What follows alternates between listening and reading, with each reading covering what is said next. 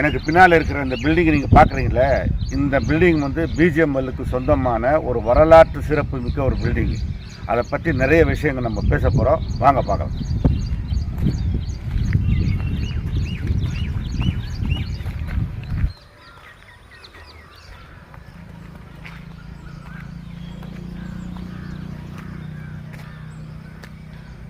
நீங்கள் பார்த்துட்டு இருக்கிற இந்த பில்டிங் பேர் வந்து ஆர்ஜென்ட் ஆஃபீஸ்.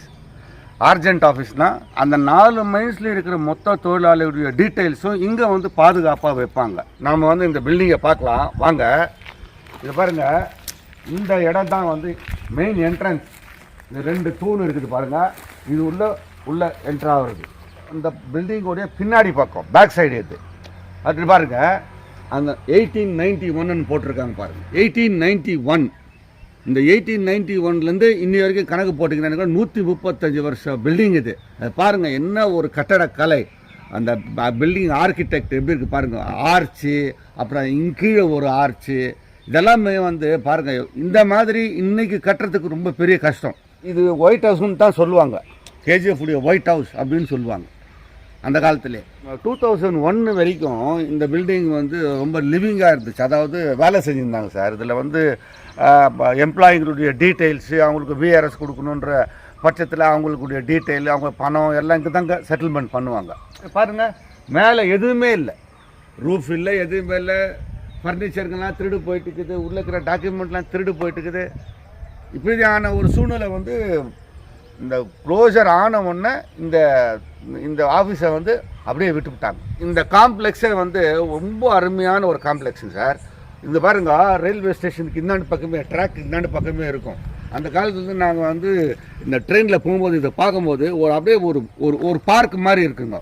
இங்கே பாருங்கள், இங்கே கீழே பாருங்கள், ஒரு வாட்டர் ஃபவுண்டன்னு சொல்லுவாங்க, நீர் ஊற்று. அதே மாதிரி இங்கேயும் ஒன்று இருக்கும். அதே மாதிரி வாங்க, அங்கே ஒரு மரம் இருக்குது, அது ஒரு 150 வருஷம் மரம். பில்டிங்க்கு அந்தாண்ட பக்கம் ஒரு கம்பி மாதிரி, ஒரு பைப் மாதிரி நின்றுட்டுருக்கு பாருங்கள். அது வந்து என்ன சொன்னாங்க, இந்த மின்னலை வந்து தாங்கி அப்படியே கீழே அனுப்புறது. ரொம்ப பாதுகாப்பான ஒரு பில்டிங். பில்டிங்கோட ஃப்ரண்ட் சைடு பார்க்கலாம், முன்னாடி சைடு ஃப்ரண்ட் ஃபேஸ் பார்க்கலாம் வாங்க. எல்லாம் காம்ப்ளெக்ஸை ஈர்கொல்லி மரம்னு சொல்லுவாங்க. இந்த மரத்தை பாருங்கள், இந்த கிளைகள்லாம் எப்படி இருக்குது. மினிமம் ஒரு 50-60 அடிக்கு அப்படியே பறந்து இருக்குது. இந்த மாதிரி மரங்கள் வந்து தான் இந்த இடத்துல நிறைய இருக்குது. வாங்க முன்னாடி வாங்க. பாருங்க சார், இங்கே பாருங்கள், இங்கே ஒரு தூண் இருக்குது பாருங்கள். இங்கே ஒரு பில்டிங் இருக்குது. இங்கே வந்து ஒரு அப்ஸ்டேர் மாதிரி ஒன்று இருக்குங்க. எல்லாமே வந்து அங்கே ஒரு 2 அடுக்கு மாடி பில்டிங் இருக்குது. இது மேலே தான், இந்த படிக்கட்டு மேலே தான் போவாங்க. அங்கேருந்து அப்படி போவாங்க.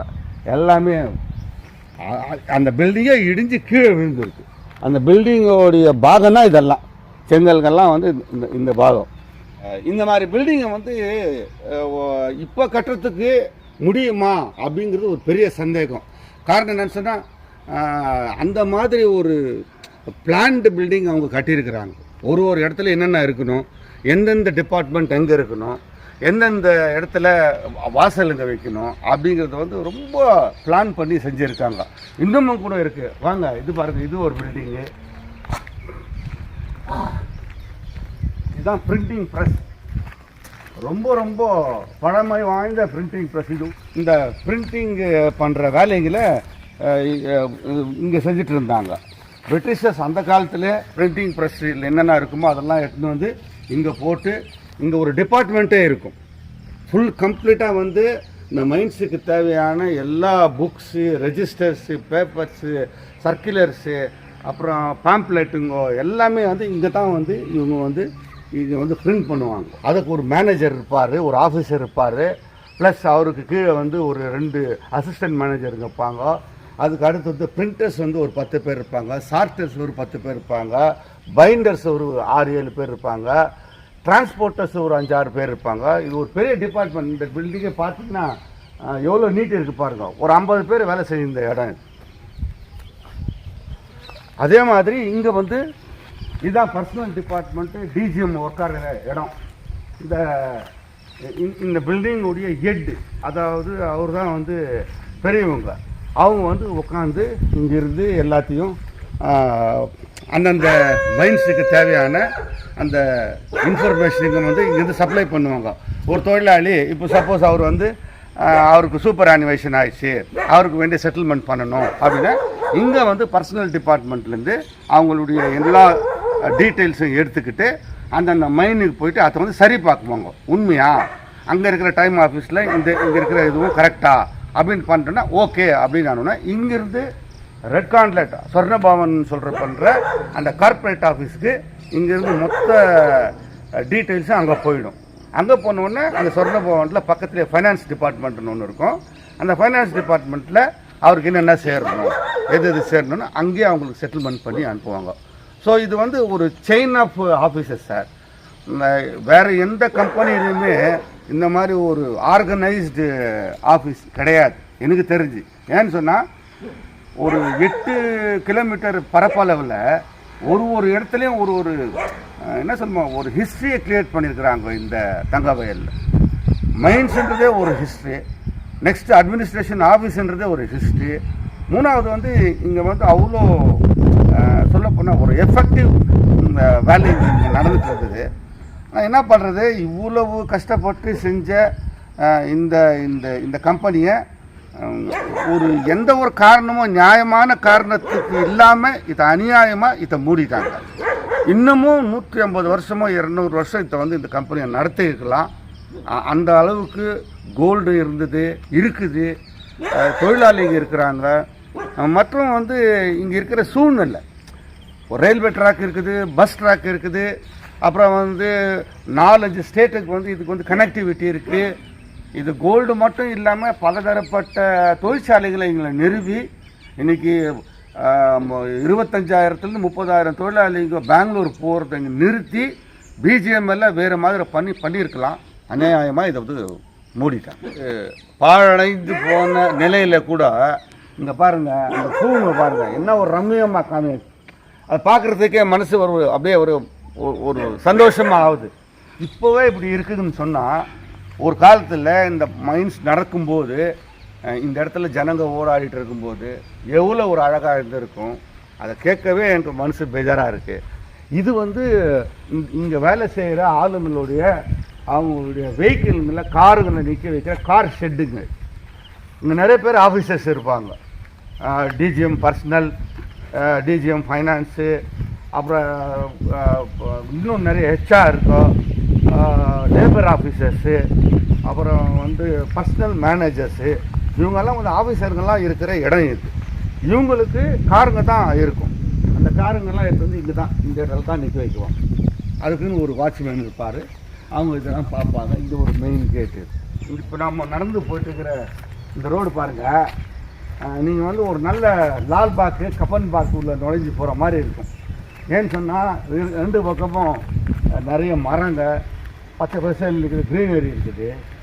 இது எங்கே போகுதுன்னு சொன்னால் நேராக போய் மெயின் ரோட்டுக்கு ஜாயின் ஆகுது.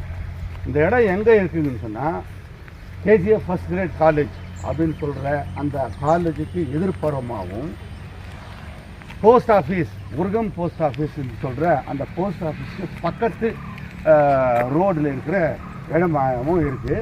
இதுதான் ஆர்ஜென்ட் ஆஃபீஸ்க்கு நம்ம போகிற மெயின் ரோடு இருக்குது. பிரம்மாண்டமாக இருக்குதுங்க. ஆமாங்க சார். இன்றைக்கி வந்து நான் தான் சொல்கிறேன்னு, கேஜிஎஃப் வந்து வேறு எந்த ஊர்லேயும் நீங்கள் இந்த மாதிரி ஒரு அமைப்பை நீங்கள் பார்க்க முடியாது. இருக்கலாம், பல ஊருங்க இருக்கலாம். ஆனால் உண்மையாகவே இங்கே வந்து ஒரு 150 வருஷத்துக்கு முன்னாடி இந்த மாதிரி ஒரு செட்டப் வந்து பண்ணியிருக்காங்கன்னு சொன்னால் அது வந்து நம்ம வந்து பெருமைப்படணும். ஆனால் கண்ணெதில் இந்த மாதிரி வரலாற்று நினைவு சின்னங்கள்லாம் அழிஞ்சு போயிடுச்சிங்களே சார். இது வந்து வரலாற்று நிறைவு சின்னம்னா இது வரலாற்று நிறைவு சின்னத்தை அழியாமல் பார்த்துருக்கலாம். இங்கே இருக்கிற எல்லாருமே, இது வந்து அரசியல்வாதிங்க, தொழிற்சங்க தலைவருங்க, பொதுமக்கள், அப்புறம் வந்து அமைச்சருங்க, எம்எல்ஏங்க, எம்பிங்க, இவங்கெல்லாம் மனசு வச்சுருக்கணும். இவங்கெல்லாம் மனசு வச்சு ஒற்றுமையாக இருந்து இந்த இந்த இந்த அழிவை, இந்த இந்த க்ளோஸரை அவங்க வந்து எதிர்த்து நின்று மறுபடியும் இந்த தொழிற்சாலையை நடத்தி ரொம்ப நல்ல சுபிட்சமாக இருந்திருக்கலாம். ஆனால் இங்கே வந்து அது நடக்கலை. இங்கே இருக்கிற மக்கள் வந்து எவ்வளவோ போராட்டம்லாம் பண்ணாங்க, ஆனால் கவர்மெண்ட் கேட்கல. இதுதான் வந்து மெயின் ரோடு. இது வந்து ஹைலைட்ஸ்லேருந்து இப்படி போனீங்கன்னா நேராக மாரிக்குப்பா வரைக்கும் போவாங்க. ஒரு காலத்தில் இதுதான் வந்து மெயின் ட்ராக்குன்னு சொல்லுவாங்க. இந்த மைன்ஸில் உற்பத்தி பண்ணுற இந்த கோல்டை வந்து எல்லா மில்லுங்களுக்கும் எடுத்துகிட்டு போகிற மெயின் ரோடு இது. நீங்கள் ஒரு இன்ஃபர்மேஷன் என்னென்னா, இந்த ரோடு 150 வருஷமாக எந்த ஒரு கிராக்கும் இல்லாத இருக்குது. வேறு கேஜிஎஃப்பில் வந்து எல்லா ரோடும் வந்து கிராக் இருக்கும், இந்த ரோடு மட்டும் எந்த கிராக்குமே இருக்காது. ஏன்னு சொன்னால், பிரிட்டிஷர்ஸ் அந்த காலத்துலேயே அவங்க என்ன பண்ணியிருக்கிறாங்க, 150 டன் எடுத்துன்னு ஒரு லாரி போனால் அதுக்கு என்ன மாதிரி பேஸ் வேணும் அப்படிங்கிற ஒரு இதை வச்சு அவங்க 150 டன்னை தாங்குகிற ஒரு ரோட்டை வந்து அன்றைக்கே போட்டிருக்கிறாங்க. இந்த ரோடு சாதாரண தார் ரோடு கிடையாது. இதுக்கு கீழே 3 அடிக்கு இந்த பேஸ்மெண்ட் இருக்குது. அதுக்கு கீழே ஒரு கல்லாலையும் அடுப்பு கறி, கல், கடல் மணல், சுண்ணாம்பு இதெல்லாம் கீழே போட்டிருக்கிறாங்க. இதெல்லாம் போட்டு இந்த ரோடை பண்ணியிருக்காங்க. நீங்கள் பாருங்கள், இங்கே இந்த ரோடை பாருங்கள் எப்படி இருக்குது பாருங்கள், ரொம்ப க்ளீனாக இருக்குது. இதே மாதிரி ரோடு தான் மாரிக்குப்போ வரைக்கும் இருக்குது. ஏன்னு சொன்னால், இந்த ரோட்டில் வந்து 3 மில்லுங்க இருந்தது. ஒன்று நண்டிடுகு மில், ஒன்று சாம்பியன் மில்லு, இன்னொன்று வந்து மைசூர் மைன் மில். இந்த 3 மில்லுக்கும் இந்த ரோட்டில் தான் போகணும். அந்த லாரியில் 10 டன், 15 டன், 20 டன், 30 டன் அப்படி எடுத்துன்னு போகணும். இங்கே வந்து போஸ்ட் ஆஃபீஸு, இது வந்து காலேஜுங்க, இது போகிற வழி. இப்படி வந்தீங்கன்னா இந்த மெயின் ரோட்டில் வந்து இப்படி வந்தீங்கன்னா இதுதான் இதனுடைய மெயின் என்ட்ரன்ஸ். நம்ம நுழைஞ்சி உள்ளே போகிறது இது வந்து ஆர்ஜென்ட் ஆஃபீஸ் அப்படின்னு சொல்லிட்டு நம்ம பார்த்தவே அந்த ஆர்ஜென்ட் ஆஃபீஸோடைய மெயின் என்ட்ரன்ஸ். இது வந்து ஒரு மெயின் கேட்டு சார். இது இந்த பில்டிங் நம்ம என்ட்ரு ஆகிறதுக்கு முன்னாடி இந்த கேட்டை தாண்டி தான் நம்ம வரணும். இங்கே ஒரு கேட்டு போட்டிருப்பாங்க, இங்கே ஒரு செக்யூரிட்டி இருப்பாப்புல. அவர் வந்து உங்களை வந்து நீங்கள் யார், என்ன விஷயம், எப்படி போகிறீங்க, என்னத்துக்கு போகிறீங்க அப்படின்னு கேட்பாங்க. ஏன்னா இது உள்ள ஃபுல்லாக பர்சனல் டாக்குமெண்ட்ஸ் இருக்கும். அதாவது ரொம்ப இந்த கம்பெனிஸ்க்கு சம்மந்தப்பட்ட டாக்குமெண்ட்ஸ் இருக்கும். அதனால இது வந்து பாதுகாப்பாக வைக்கணும் அப்படிங்கிறதுக்காக இந்த இடம் வந்து ஒரு பாதுகாக்கப்பட்ட இடம், ப்ராஹிபிட்டட் ஏரியான்னு கூட சொல்லுவாங்க. இது தாண்டி இப்படி தான் போகணும். இது போனால் அது மெயின். அந்த எங்கேயோ நம்ம ஊட்டியில் வந்து நின்று நம்ம பார்க்குற மாதிரி இருக்குது. எல்லா புறமும் மரம், க்ரீனரி. இது ஒரு டூரிஸ்ட் பிளேஸ் கொடுங்க சார். இதை வந்து மெயின்ஸ் மூடிட்ட பின்னாடி கூட இது ஒரு டூரிஸ்ட் சென்டராக கூட அவங்க பண்ணியிருக்கலாம். நிறைய பேரை வந்து பார்த்து போயிருப்பாங்க. அதையும் அவங்க யாருமே எதுவுமே செய்யலை. இது இன்னும் சொல்ல போனால், இனிமேலாவது இந்த கவர்மெண்ட்டு, இந்தியன் கவர்மெண்ட்டு ஒரு கவனம் செலுத்தி இந்த மாதிரி ஒரு பொக்கிஷம், இது வந்து ஒரு ட்ரெஷர். சொல்லப்போனால் கேஜிஎஃப்ங்கிறது வந்து இந்தியாவுடைய ட்ரெஷர். இந்த ட்ரெஷரில் இன்னமும் கோல்டு இருக்குது. இன்னமும் பல காலத்துக்கு கோல்டு நம்ம எடுக்கலாம். அதே சமயத்தில் இந்த கோல்டு எடுக்கிறதுக்காக பாடுபட்ட அந்த தொழிலாளிகளுக்கு சேர வேண்டிய அந்த நிலுவ தொகையை வந்து அவங்க உடனடியாக அவங்க வந்து கொடுக்குன்ற ஒரு கோரிக்கையை கூட நாங்கள் வைக்கிறோம். நீங்கள் பார்த்துட்டு இருக்கிற இந்த பில்டிங் பேர் வந்து ஆர்ஜென்ட் ஆஃபீஸ். ஆர்ஜென்ட் ஆஃபீஸ்னால் இது ஒரு மத்திய சென்ட்ரலைஸ்டு ஆஃபீஸ். இது பிரிட்டிஷர்ஸ் வந்து இந்த மைன்ஸ் எடுக்கும்போது அவங்க வந்து 4 மைன்ஸாக இருந்தது. இது ஒன்று வந்து சாம்பியன், இன்னொன்று வந்து உருகம், இன்னொன்று வந்து நண்டிடுக், இன்னொன்று வந்து மைசூர் மைன். இந்த 4 மைன்ஸ்லேயும் ஒரு 20,000 தொழிலாளிகள் முதல்ல வந்து வேலை செஞ்சுட்டு இருந்தாங்க. ஸோ இந்த 20,000 தொழிலாளிகளையும் அவங்களுடைய பர்சனல் டாட்டாஸ், அவங்க பேர், அவங்க ஊர், அவங்க அப்பா பேர், அவங்க வயசு என்ன, எந்த நாள் அவங்க சேர்ந்தாங்க, என்ன நிலையில் இருக்கிறாங்க, அவங்க சம்பளம் என்னன்ற குறிப்புங்களை வந்து அந்த டீட்டெயில்ஸை வந்து ஒரு சென்ட்ரலைஸ்ட் ஆஃபீஸில் சேகரிக்கணும். ஒரு மைன்ஸ்லேயும் ஒரு டைம் ஆஃபீஸ் இருக்கும். அந்த டைம் ஆஃபீஸில் அந்த தொழிலாளிகளுடைய அந்த டீட்டெயில்ஸ் இருக்கும். அந்த 4 மைன்ஸில் இருக்கிற மொத்த தொழிலாளிகளுடைய டீட்டெயில்ஸும் இங்கே வந்து பாதுகாப்பாக வைப்பாங்க. ஒரு வேளை அந்த தொழிலாளி ரிட்டையர் ஆகிட்டார்னா இங்கே இருந்து தான் அந்த கன்சர்ன்ட் மைனுக்கு போயிட்டு அவரோட டீட்டெயில்ஸ் அங்கே போகும். அங்கே வந்து அவங்களுக்கெல்லாம் அதெல்லாம் செட்டில் பண்ணுவாங்க. இங்கே வந்து குறைஞ்சது ஒரு 150 பேர் இங்கே வந்து வேலை செஞ்சுருந்தாங்க. டிஜிஎம் பர்சனல் அப்படின்ற ஒரு பெரிய ஆஃபீஸர் வந்து இங்கே இருப்பார்.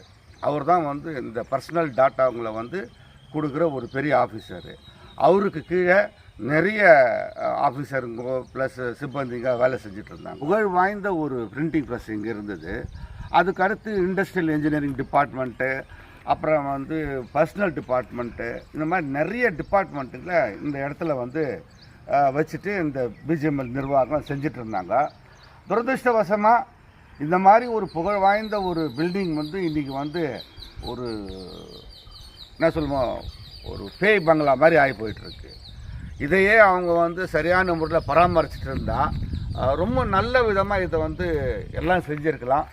பட் கவர்மெண்ட்டோடைய டெசிஷனு இன்றைக்கி ஒரு புகழ் வாய்ந்த ஒரு பில்டிங்கு இந்த மாதிரி ஒரு சிதிலமாகி ஒரு அலங்கோலமாக நிற்குது.